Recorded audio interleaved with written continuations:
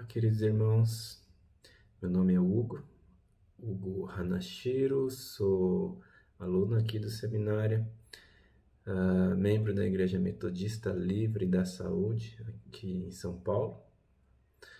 E eu vim para o seminário porque desde que eu me conheço como cristão, eu sempre tive uma certa dificuldade em entender a Bíblia, né? Então eu quis vir para começar a ter uma interpretação melhor, uma visão melhor, né, a respeito da palavra. E desde a primeira matéria que eu fiz, de cara percebi algo muito interessante aqui, né? Aqui no seminário nós somos servidos por professores muito capacitados, né, muito estudados, né? Ou seja, para quem veio procurar conteúdo, veio para o lugar certo, né? Porém, e a despeito de todo o conhecimento que eles trazem para a gente, eles sempre nos levam a entender que isso não é o aspecto principal, né? Não é o aspecto principal a ser aprendido em cada matéria, né? Eu acho que vocês percebem isso. O aspecto principal aqui é uma pessoa, né? A pessoa de Cristo Jesus, aquele que deu a sua vida por nós, né? Não que o entendimento, o conhecimento não sejam válidos, né? Mas nesse caso, me parece que a ordem dos fatores altere muito o resultado final. Ou seja, a busca pelo conhecimento bíblico deve ser uma resposta, né? Uma resposta ao que Cristo fez por nós. E nas matérias que eu fiz, eu sempre percebi que esse era o ponto principal, né? Então, que esse seja um alerta para todos nós, que em todos os momentos que estivermos debruçados em livros, comentários, traduções, a nossa motivação seja uma só, né? A de adorar a Deus através do que estamos aprendendo, né? Então, junto com alguns irmãos da minha igreja, que são alunos ou que foram alunos do seminário, vamos prestar esse louvor a Deus agora.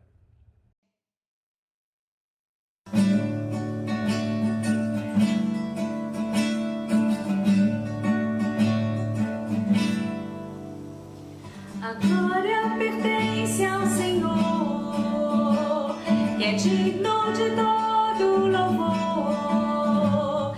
Cantar a canção de adoração é o que nós devemos fazer, pois tem em suas mãos o poder, a força, a honra, o querer.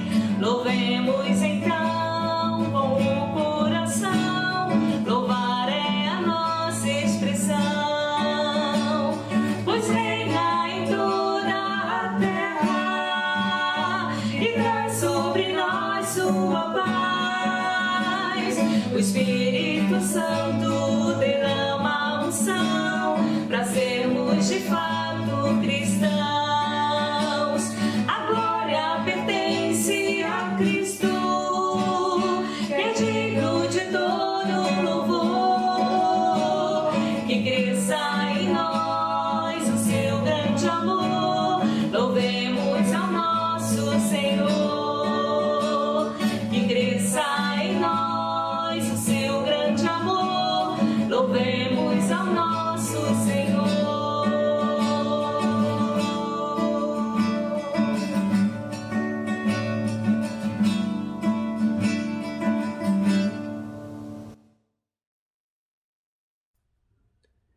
Para quem não conhece, ou ainda não conhece, essa família que cantou a primeira música, é uma família de um de nossos professores, né? Quem dá o chute? É a família Machado. Solange, Sara e Lucas. Só ficou faltando o Ziel e o Tiago, né, o seu filho primogênito que está lá no Canadá, né, no Regent. E a próxima canção é de um compositor colombiano chamado Santiago Benavides. Nela, ele nos lembra que quem nos trouxe até aqui foi o Senhor, né, e não nossas forças ou nossa bondade, né? Junto comigo, além do Lucas Machado, estão a Aline Kawazu e Priscila Killing também no nosso seminário. Tu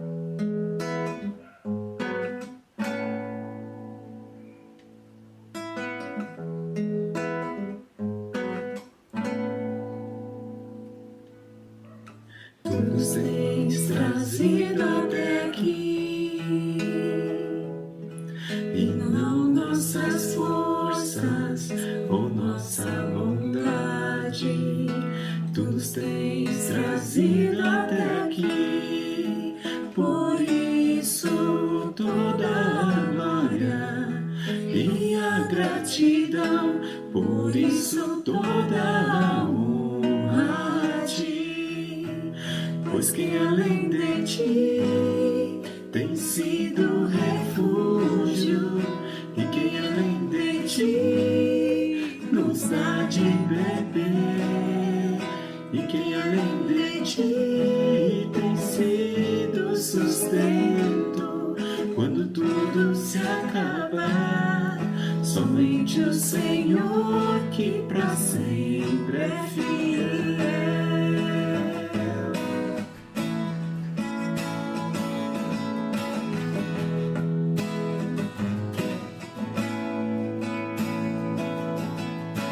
Tu nos tens trazido até aqui, teu vento sopra com poder e verdade, para onde queres vem nos levar, e que em nós fale tua voz, brilhe tua vida, e venha tua justiça e tua paz. Pois quem além de ti tem sido refúgio, e quem além de ti nos dá de beber, e quem além de ti tem sido sustento quando tudo se acabar. Somente o Senhor que para sempre é fiel. Pois quem além de ti nos deu sua palavra e pôs os seus sonhos dentro do coração. Quem edificou com suas mãos nossa casa e plantou a semente, somente o Senhor trespassado de amor.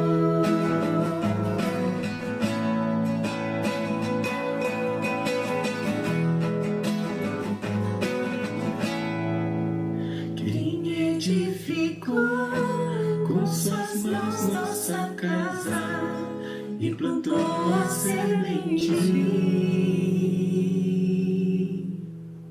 somente o Senhor transpassado de amor.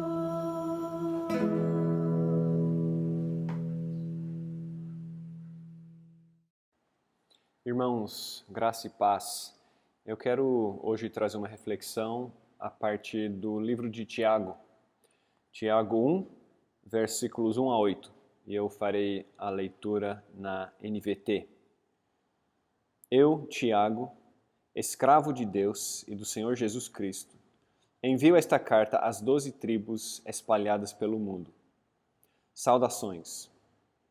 Meus irmãos, considerem motivo de grande alegria sempre que passarem por qualquer tipo de provação, pois sabem que, quando sua fé é provada, a perseverança tem a oportunidade de crescer. E é necessário que ela cresça, pois quando estiver plenamente desenvolvida, vocês serão maduros e completos, sem que nada lhes falte. Se algum de vocês precisar de sabedoria, peça a nosso Deus generoso e receberá. Ele não os repreenderá por pedirem. Mas quando pedirem, façam-no com fé, sem vacilar, pois aquele que duvida é como a onda do mar, empurrada e agitada pelo vento. Ele não deve esperar receber coisa alguma do Senhor, pois tem a mente dividida e é instável em tudo o que faz. Estamos há um ano desde o começo da pandemia E temos enfrentado provações muito diversas ao longo desse ano. Alguns foram afetados diretamente pelo vírus, ficaram doentes, perderam entes queridos. Outros foram afetados, todos nós fomos afetados pelos efeitos colaterais da pandemia. Mas foram provações muito diversas para nós. Com relação ao tempo, alguns estão com tempo mais do que nunca, outros com a agenda muito apertada. Com relação à solidão ou correria, ou com relação ao dinheiro, alguns estão passando muita necessidade, desempregados, e outros estão lucrando como nunca antes. Então, vamos pensar um pouco sobre essas provações e sobre como temos enfrentado elas, porque os psicólogos dizem que, e com razão, que nós não podemos controlar as circunstâncias e as pessoas ao nosso redor em meio às crises, mas o que podemos fazer, sim, é decidir como nós vamos reagir. Nós podemos definir nossa postura. Então, como temos enfrentado essas provações? É uma pergunta muito importante porque algumas das nossas reações automáticas fazem mal. Algumas das coisas que a gente faz, murmuração, reclamação, ou comer demais, ou trabalhar demais, às vezes trazem efeitos negativos a longo prazo, podem até levar a conflito ou a doença. Bom, como você tem enfrentado as suas provações? Tiago, aqui no começo dessa carta, ele lança uma bomba no versículo 2. Ele diz: meus irmãos, considerem motivo de grande alegria sempre que passarem por qualquer tipo de provação. Como assim? A gente pensa assim, o que é isso? Ele está viajando. Nós não conseguimos entender. O nosso mundo não admite a possibilidade de considerar motivo de alegria as provações, porque para nós provações são um sinônimo de coisa ruim. Então, como assim? O que ele está dizendo com isso? E também, quem é que está falando? É bom relembrar, né, que aqui é Tiago, o irmão do Senhor Jesus, que antes incrédulo converteu-se depois da ressurreição e tornou-se um líder de destaque na igreja em Jerusalém. E essa aqui ele escreve uma carta para todo cristão, dos quais a grande maioria ainda era judeu, e é provavelmente uma das primeiras cartas a serem escritas no Novo Testamento. E quando ele trata de provações, é importante notar que ele tem em mente realmente provações muito diversas. Porque logo lá no versículo 9, 10 e 11, ele fala das provações da pobreza e da riqueza. Outra bomba para nós, né? Porque para nós parece incompreensível. Como assim? Pobreza, tudo bem, é provação. Mas riqueza? Novamente, nosso mundo pensa que riqueza é só felicidade. Não existe provação nenhuma na riqueza. Então, o que é que Tiago quer dizer com provações aqui? E a definição dele, a definição cristã, é tudo aquilo que põe à prova a nossa confiança em Jesus e nossa determinação de segui-lo. Acho que aqui é bom lançar mão da parábola do semeador. Porque na parábola do semeador, você lembra, né? A semente é lançada, cai em 4 tipos de solo e há 4 cenários que brotam a partir disso. E o objetivo do semeador e do próprio evangelho, que é a semente, é o cenário 4, a planta madura, que frutifica 30, 60, 100 vezes. Para o cristão esse é o objetivo, é maturidade e uma vida frutífera. Mas, depois que a semente finca raiz, existem na parábola 2 jeitos em que o objetivo é impedido. O primeiro jeito é pela angústia ou a perseguição. Logo no cenário 2, o sol quente resseca a planta por falta de raiz. As dificuldades da vida trazem isso. A pessoa que desiste porque não tem raiz profunda. Mas tem outro tipo de impedimento ao crescimento e ao fruto, que é conforme a letra da Revista Atualizada, a fascinação da riqueza e as demais ambições. Na parábola é representada, esse problema é representado pelos espinhos que sufocam a planta. Não é difícil ver como a pobreza e a riqueza se encaixam dentro desse esquema. A pobreza, logicamente, no desespero de pagar as contas, de colocar comida na mesa, é que nem o sol quente na cabeça, né, na planta, ressecando a planta. A tentação da pessoa nesse tipo de provação é abandonar seu compromisso com Cristo e é fazer algo errado, fazer algo que Cristo não aprova para sair desse aperto, para resolver o problema imediato. Já a abundância da riqueza traz outro tipo de provação, que é a sensação de que está tudo bem, de que, puxa, eu estou alcançando meus objetivos, eu estou tendo uma vida boa, eu estou quase lá. E a tentação é confiar no seu saldo bancário, é amar mais a riqueza do que a Cristo. E, por fim, talvez abandonar a Cristo por achar que não precisa dele. Como é, então, que podemos encarar tudo isso como motivo de alegria? A explicação está nos versículos 3 e 4. E a resposta é, por causa do efeito sobre nós. Quando sua fé é provada, a perseverança tem a oportunidade de crescer. E é necessário que ela cresça, porque quando estiver plenamente desenvolvida, vocês serão maduros e completos. Nas provações, nós cristãos podemos desenvolver perseverança e maturidade cristã. É fato, não é, que as dificuldades nos moldam. E em muitas áreas da vida, nós voluntariamente nos submetemos a elas. Nós vemos até como privilégio.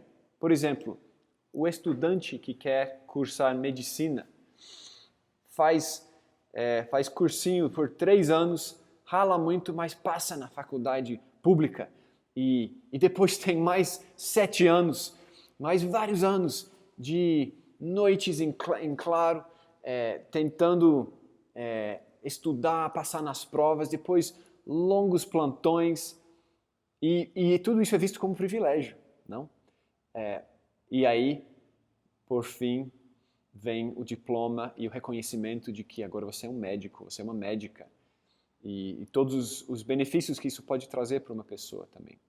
Ou podemos pensar no atleta. O atleta voluntariamente se põe para correr, para treinar, para suar, para sofrer com muita perseverança durante anos, dia após dia, treinando, se aperfeiçoando para poder, enfim, se tornar um atleta de nível olímpico, ou quem sabe até um medalhista. E toda a riqueza dessa finalidade. Então, é assim também com a planta, não é? Sob o sol quente, a planta pode aprofundar a sua raiz. E também pela competição com as outras plantas, ela se estica para cima, querendo absorver o sol e, decorrido o tempo certo, se torna uma planta madura e frutífera, dando 30, 60, 100 vezes. O alvo é alcançado. Qual é, então, nosso alvo? É uma grande pergunta para nós. E será que nós estamos progredindo rumo ao alvo? Um ano da pandemia passou com muitas provações. As circunstâncias talvez não melhoraram para você, para mim. Mas você melhorou? Eu melhorei? Eu espero que a resposta seja sim, porque as provações vêm com essa finalidade para nosso amadurecimento. E essa melhoria não tem preço. Mas vamos voltar àquela outra pergunta. Qual é a sua ou a minha grande ambição? Nós queremos isso que Tiago coloca aqui? Nós estamos caindo no pensamento desse mundo. Nosso mundo não conversa sobre alvos e objetivos, porque é um consenso maciço na nossa sociedade de que o alvo da vida é uma vida confortável, de realização pessoal, saúde, segurança, prosperidade. Mas esse não é o alvo para o cristão. O cristão tem um alvo muito mais rico, muito mais precioso. E Tiago, ele coloca esse alvo no versículo 12. Feliz é aquele que suporta com paciência as provações e tentações, porque depois receberá a coroa da vida que Deus prometeu àqueles que o amam. A coroa da vida. E Cristo fala, seja fiel até a morte e eu lhe darei a coroa da vida. Quem perder tudo por minha causa e pelo Evangelho, receberá a vida eterna. É o que Cristo nos promete. Então, esse é o nosso alvo. Nosso alvo é crescer em estatura espiritual até que a coroa da vida caiba direitinho em nós. Deve ser a nossa grande ambição. Mas eu acho que se formos honestos, todo cristão vai reconhecer, vai admitir que estes desejos, eles guerreiam entre nós. Nós queremos sim a coroa da vida, mas também somos, às vezes, muito levados pelas coisas desse mundo. E por isso, justamente por isso, nós precisamos de sabedoria. Versículo 5. Sabedoria, na visão bíblica, não é simplesmente a inteligência de poder tomar decisões que trazem o resultado desejado. Não, a sabedoria bíblica começa com o temor do Senhor. Começa com o temor do Senhor. Então, a sabedoria bíblica significa questionar até mesmo nossos desejos. Reconhecer que a gente talvez nem está querendo a coisa certa. É pedir a Deus que cumpra em nós o seu querer.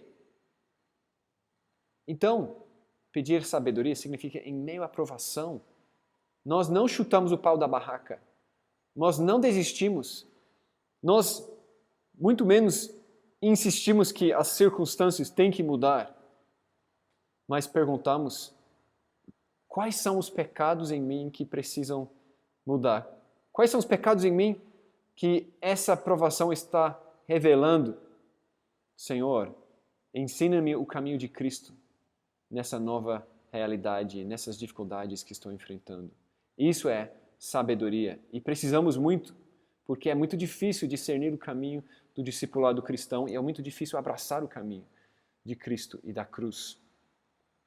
A boa notícia é que Deus a todos dá liberalmente dessa sabedoria. Deus, Ele pode não querer responder à sua oração. Ele pode não querer te ajudar a cumprir seus planos. Porque o plano pode estar errado. A ambição pode estar errada. Mas uma coisa que a gente pode ter certeza é Ele quer nos ajudar a discernir qual é o alvo certo e nos ajudar a seguir para aquele alvo. Mas tem uma ressalva. Tem uma ressalva aqui no texto, que é dos versículos 6 a 8. E aqui Tiago chega à tese central da carta. Ele fala para nós, olha, não peça sabedoria da boca para fora. Não peça sabedoria de cima do muro. E ele vai falar logo ali no versículo 8 do problema da mente dividida, ou, na linguagem tradicional, ânimo dobre. O que é isso? A mente dividida, a meu ver, é o tema central, é o eixo de toda a carta de Tiago. E qual que é esse problema? É a nossa capacidade de ter duas caras. Nós temos admiração por Jesus, queremos segui-lo, temos um lugar para Ele no coração, mas reservamos também no coração a possibilidade de largá-lo, se Ele não nos ajudar a realizar os nossos desejos. É uma safadeza evangélica. Era um problema no tempo de Tiago, por isso que ele escreve sobre isso, mas é também muito comum hoje. Muito comum hoje. E o texto de Tiago diz para nós que, olha, se essa é a nossa perspectiva, Deus não nos ajudará em nada. Versículo 7. Então, caminhando para o fim, como você está encarando essas provações, as suas provações atuais? Começamos com essa pergunta, vamos retornar a ela agora. Ou talvez um jeito melhor para colocar é assim, como você está orando em meio às provações da pandemia? E o princípio que eu quero deixar muito claro aqui é que em toda provação, o principal campo de batalha é o coração do crente. O principal campo de batalha é sempre o coração do crente. Não é as circunstâncias em si, mas os nossos corações. Eu acho que existem 3 tipos de pessoas que estão ouvindo essa mensagem hoje. E eu quero que você considere em qual categoria você se encaixa. Eu acredito que existe a pessoa que não está orando, porque a vida está boa, está tudo bem, não tem grandes problemas e não está precisando orar. Eu preciso dizer para você, cuidado, a prosperidade, o sucesso é, para o cristão, uma provação tão grande quanto a pobreza. Avalie seus alvos.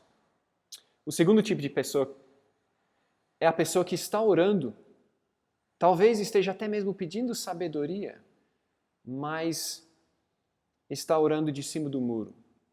Está orando com aquele pensamento, vamos ver se vai dar certo isso. Então, ora sobre os problemas, pede para Deus resolver as coisas, até mesmo pede sabedoria, mas poderia até mesmo entregar a coroa da vida em troca de algumas soluções ou realizações nesta vida. E para você, eu preciso te apontar para as palavras de Tiago 4, versículos 8 a 10, em que ele fala o seguinte: purifique o coração, você que tem a mente dividida, que haja lágrimas, lamentação e profundo pesar, que haja choro em vez de riso e tristeza em vez de alegria. Humilhe-se diante do Senhor e Ele te exaltará. E por fim, eu acho que estou sendo ouvido por pessoas do terceiro grupo, que são pessoas que estão orando de coração, estão derramando sua alma diante de Deus, dia após dia, e estão abrindo mão de muita coisa, mas nunca abririam mão de Jesus. E o que eu quero dizer para você, se você é desse tipo de pessoa, é, primeiro, não encara as provações sozinho ou sozinha. Procure outros irmãos na fé. Ore junto com os outros. A caminhada do discipulado cristão não é para ser trilhada sozinho. Mas segundo, quando você ora, não ora só sobre as circunstâncias. Não peça apenas cura, emprego, etc. Ore pelo coração, pelo seu coração e pelo coração dos seus irmãos. Peça sabedoria para perseverar. Peça para que Deus use as circunstâncias pelas quais você está passando para efetuar maravilhosas mudanças em nós, para nos santificar. Eu creio que, acabando a pandemia, a igreja terá um tempo de grande oportunidade. O evangelho terá muita oportunidade. Que a igreja de Deus esteja pronta para aproveitar essas oportunidades, para a glória de Jesus Cristo, hoje e sempre. Oremos. Pai, confessamos que muitas vezes nossos desejos, nossos alvos se confundem. Ajuda-nos a fixar nossa esperança, nossos desejos na coroa da vida. E ajuda-nos, à luz disso, a encarar as provações com sabedoria cristã, para que perseveremos em meio a elas e para que cresçamos em meio a elas. Ajude-nos a pedir sabedoria em toda situação, para que nos tornemos discípulos maduros que agradam ao Senhor e refletem a glória de Cristo nessa terra. Amém.